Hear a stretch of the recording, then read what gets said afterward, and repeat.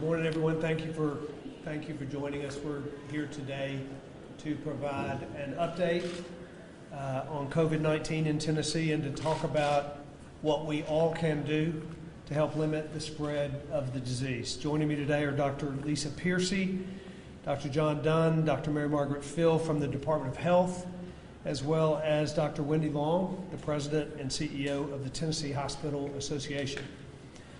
We have watched over the past week how Tennesseans have come together to address a tragedy amongst our neighbors as a result of the tornadoes.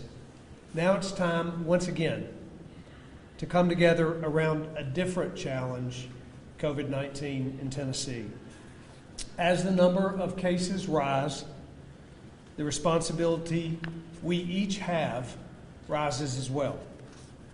COVID-19 has officially been confirmed in Tennessee for a week, and we continue to gain more valuable information by the day during this evolving situation.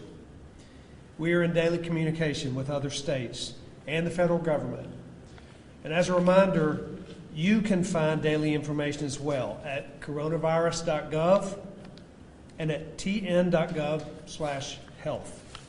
We know that this is serious. We also know this is especially serious for our neighbors who are elderly. And this is why we must all take this seriously, even if you're not in the vulnerable population. While the risk to the general public remains low, the risk to vulnerable populations is very real. As a reminder, vulnerable populations include older adults and adults with underlying conditions like diabetes, heart disease, and respiratory illness. Vulnerable populations should stay home where possible, and certainly avoid large gatherings or places where they're most likely to contact the virus. This is a very unusual time, and because of that, it's important for each person to know that there are concrete things that you can do to help yourself, your family, and your community. I'm encouraging Tennesseans to avoid non-essential visits to nursing homes and hospitals.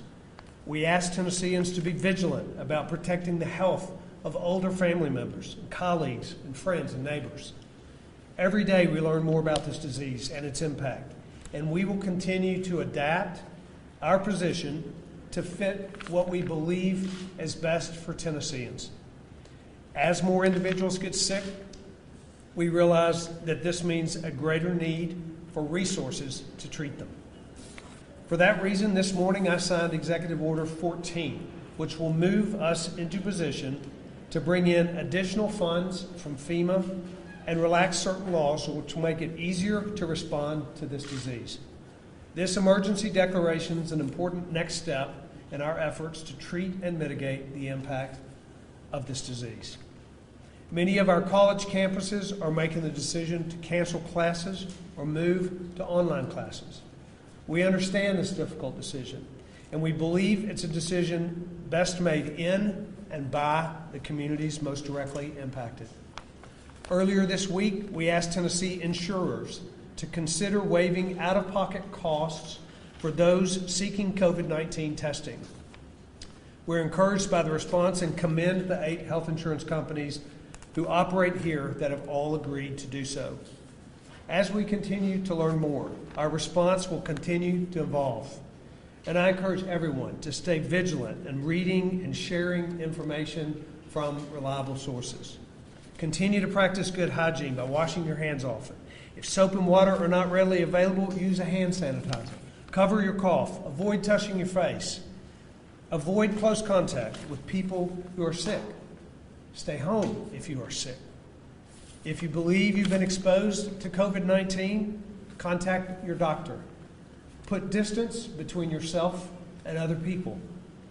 These are simple things, but they can make a big difference. We can slow down the spread of COVID-19, and it's critical that we take steps to do so. Stopping it from spreading quickly will ensure that our healthcare system can effectively manage the cases that present themselves in our state. As I conclude my remarks today, I want to make note to many of you in this room who've been working around the clock since last Tuesday. to cover developments, and to provide the public with critical information. I commend your efforts, and I look forward to continuing to work together to provide information accurately and quickly. Now, let me turn it over to Dr. Piercy for further remarks.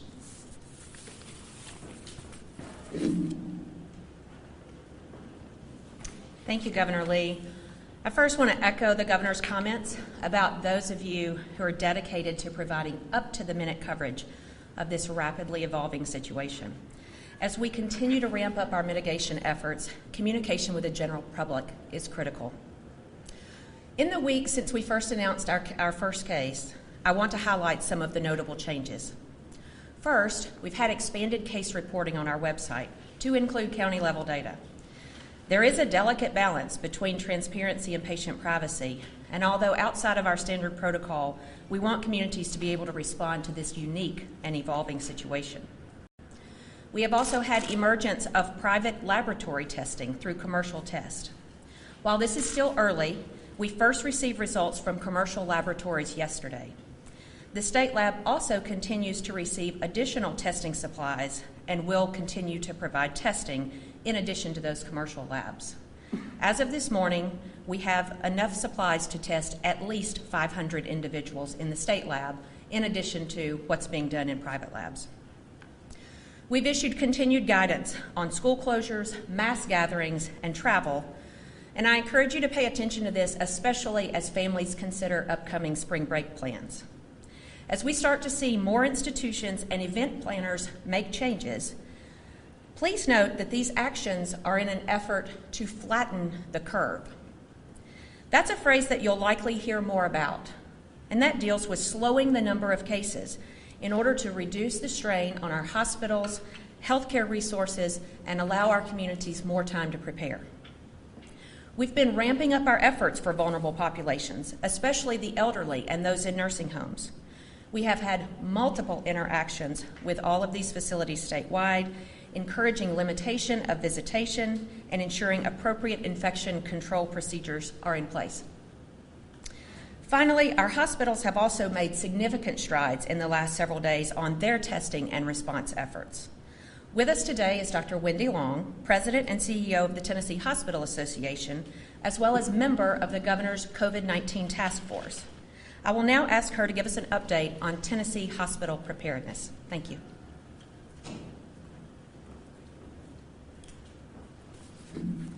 Good morning.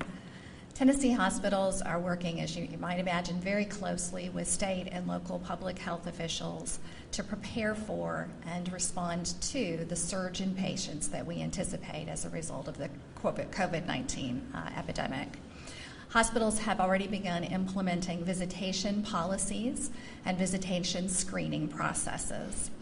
Hospitals are beginning to open alternative sites for screening and testing of non-urgent patients in order to assure that emergency departments continue to be available to treat true emergencies.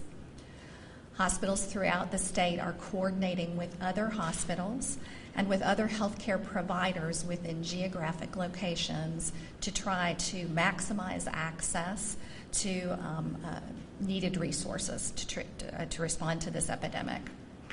And hospitals are preparing to implement strategies to increase available bed capacity as that need arises.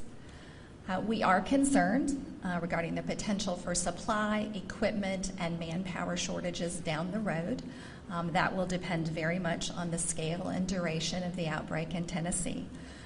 We'll be monitoring all of those issues very closely, but we believe that Governor Lee's declaration of an emergency today will go a long way to providing us with additional options and opportunities to address those concerns. Thank you.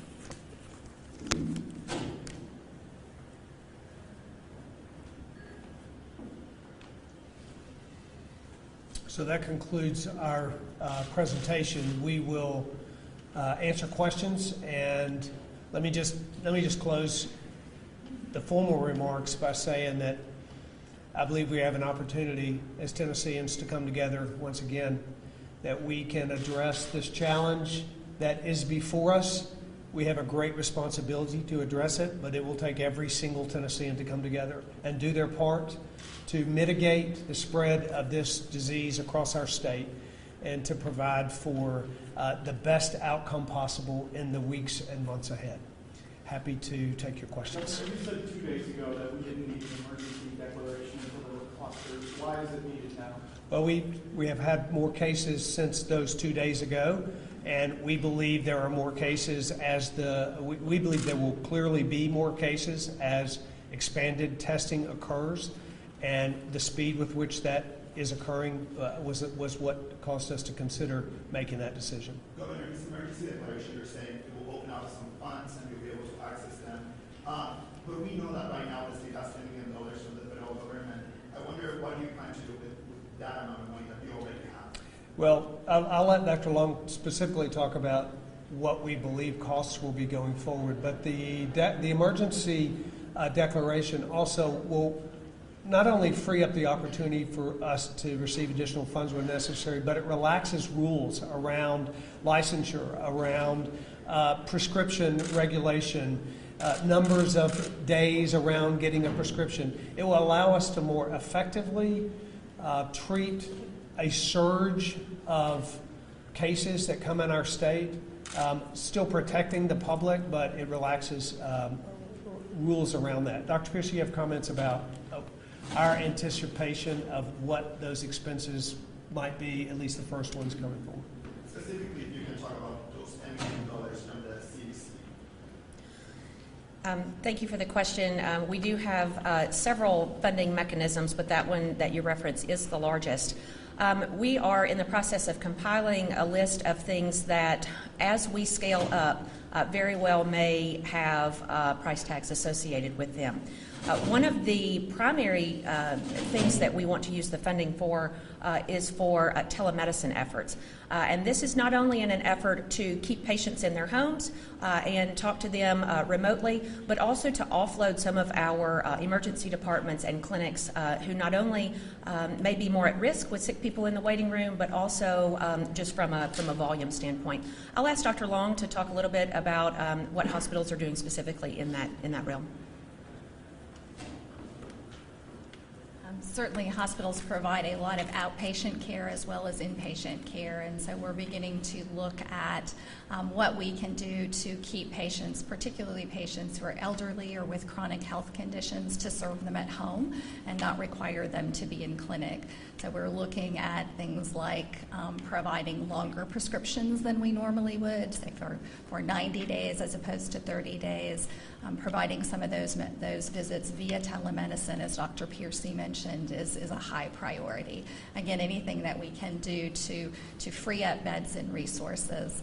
Also looking at issues like canceling elective surgeries in order to free up beds, and really upping our efforts to discharge patients who are ready for discharge. So working with insurers to help patients transition to home with home health care or to other treatment settings if that would free up available beds. But I'm not clear exactly what you are aiming to, where those federal funds you're asking for, where are you going to use those funds? I think one priority for hospitals would be funding telemedicine. Those services are not always funded today. Those efforts get up and be used? I think hospitals would be in a position to provide telemedicine visits very, very quickly, immediately in many cases. So it's a question of funding. Almost immediately? Yes. Okay. Dr. Piercy, some questions about the testing. You have 500 you've got from the state. Can you give us an idea of how many tests are in private labs as well, in addition to the 500?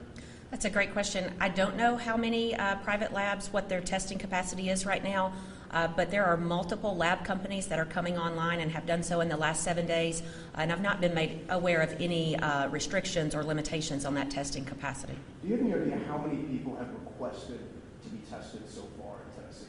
I do not. We have processed, I believe, 69 tests through our lab, 68 or 69. Those numbers are on our website and updated every day at 2 p.m. And so what we're reporting from the state health lab perspective is number of positives, number of negatives, and number of tests completed through the state. On the private laboratories, you probably noticed we added a line item yesterday for positives from private laboratories. That's all they're required to report to us, and so we won't know the number of negatives or the number of total tests done from the private laboratories because there are multiple sources. Do you have concern at all that there simply aren't enough tests? That is not a concern of mine at this point. Governor, I know one request was made yesterday for the speaker to temporarily adjourn the legislature, the House anyway. Do you feel like the legislature needs to go ahead and pass a temporary budget or short-term budget and leave town for 2 or 3 weeks until this is settles down? That's certainly a decision for the legislature to make. I will say that our F&A department and our administration is making preparations to present the budget as quickly as possible. So should the legislature decide to speed their process up, we'll be ready for that. But that decision will be up to the legislature. We just want to be prepared should they make a decision to move forward more rapidly than originally planned. I'm sorry, when would you present the budget then? And will you have additional requests in there for coronavirus, COVID-19? We're talking about how we should potentially set aside funding to prepare for some of the unforeseens going forward. That'll be a part of our budget preparation. And we're working hard to get that budget completed as soon as possible, should the legislature decide to move any faster than originally planned. Are you going to encourage the public to avoid buildings such as this, or the courthouse hall building, where there are hundreds of people gathered, despite the CDC? Well, we certainly are encouraging vulnerable population to stay away from folks as much as they can, and I would encourage every person to the degree that it is non-essential for them to have as much distance from crowds of people as they can. But people have to make those decisions individually, and the implications for those decisions are broad. So that'll be up to individual institutions and organizations and individuals themselves. At this point, has anyone been hospitalized with COVID-19 in Tennessee? I don't have the answer to that. What do you want? Good morning. The majority of patients in Tennessee have been well and received care at home through outpatient channels, but there have been 2 patients that have been hospitalized. And are they still in hospital? I don't have the most up-to-date information on their status, but the last information we received was that they were doing well clinically. And that they were doing well? Yes, sir. Governor, you talked about the individual decision for persons, employees, employers. But I'm wondering, what can the state do for those people who decide to stay at home because they might feel unsafe or they might feel safe? What can the state do to help them? We can provide access to health services, which we are doing through our state health department.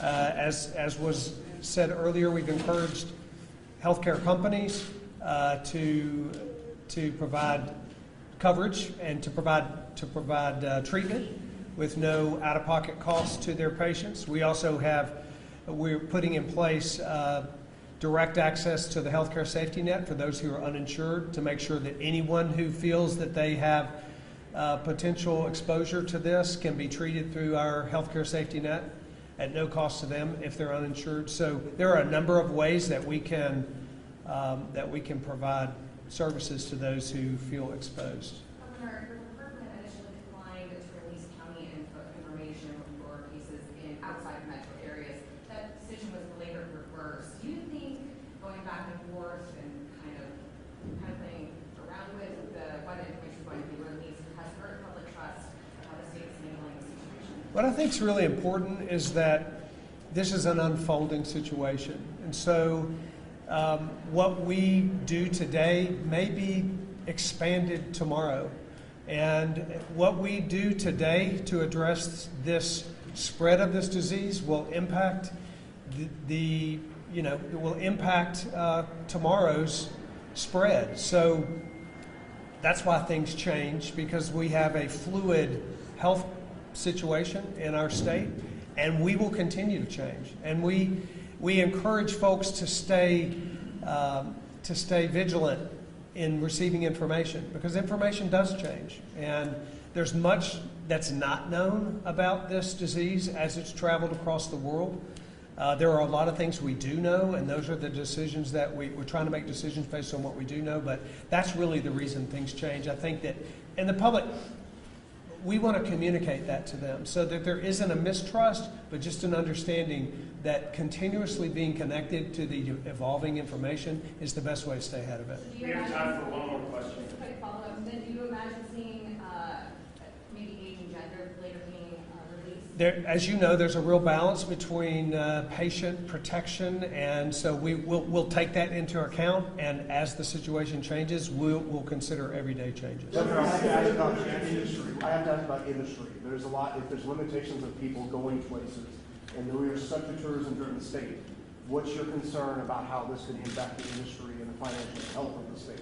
Certainly, we all know there are impacts, financial and otherwise, to making decisions about travel or gatherings. Closing a school, for example, in a district that might have a number of low-income students who receive 2 meals a day at school, that has a profound impact on those families. And so the decisions that individual institutions, organizations, and individuals themselves make that have serious implications, some of them economic, that we are concerned about. And that's why we encourage, every situation is different. Every decision is different, and every decision has different implications. That's why we are encouraging people to think long and hard about what those should be and take this very seriously as they make those decisions.